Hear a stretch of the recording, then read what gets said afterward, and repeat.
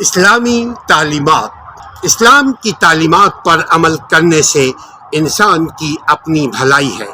اسلام ہمارے ہدایت کے لیے، ہمیں سمجھانے کے لیے، زندگی کا مقصد بتانے کے لیے اسلام، دین اسلام، اس دنیا کو دنیا بنانے والے نے یعنی کائنات کا رب اللہ رب العالمین نے ہمیں عطا فرمایا ہے۔ اسلام کی تعلیمات قرآن اور سنت ہے، یعنی قرآن اور سنت اس کی بنیاد ہے۔ اسلامی تعلیمات انسانی فلاح بہبود، اس پر عمل کرنے سے انسان کی فلاح ہوتی ہے، انسانی فلاح بہبود کا سبب ہے۔ اسلامی تعلیمات روحانی سکون کا باعث ہے۔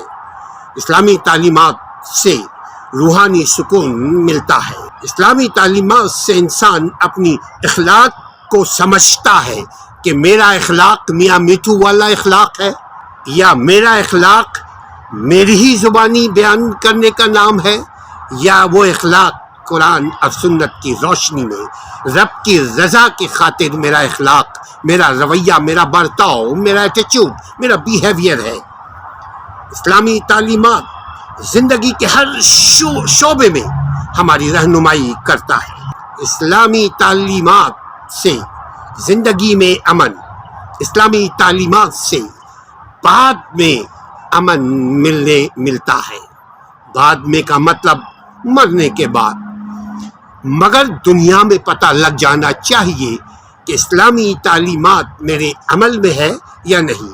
انسان کے دل کے اندر، انسان کے شعور میں ایک بات چھپی ہوئی ہے، اس کو کہتے ہیں کامن سینس۔ اس میں آدمی اس کے کسوٹی میں رکھ کر اپنے عمل کو پرکھتا ہے، گھستا ہے، تولتا ہے۔ انسان کا دل اس کا ترازو ہے، انسان کا ضمیر اس کا ترازو ہے۔ خود اس کو معلوم ہے کہ میرا عمل اسلام کے مطابق ہے یا میری خواہش کے مطابق ہے۔ اسلام زندگی کے ہر موڑ پر ہماری رہنمائی کرتا ہے۔ اسلام امن قائم کرنے کا طور طریقہ، سلیقہ، رستہ پرووائڈ کرتا ہے، روشنی دکھاتا ہے۔ اگر ہم چلنا چاہیں اس رستے پہ تو ہم دوڑتے ہوئے امن کی طرف دوڑتے ہوئے پہنچ سکتے ہیں۔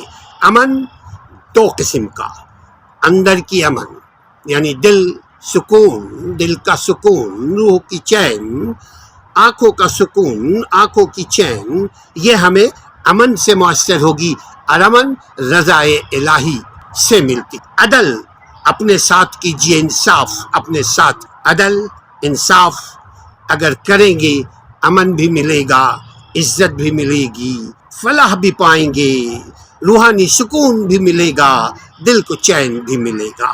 اسلامی تعلیمات بہت آسان ہے، بس اپنی تکبر کو پیچھے کر دیں، بس اپنے وقت کو ذرا سا نیتاً لے کر آ جائیں کہ جی اب ہم نے اسلامی تعلیمات حاصل کرنی ہے۔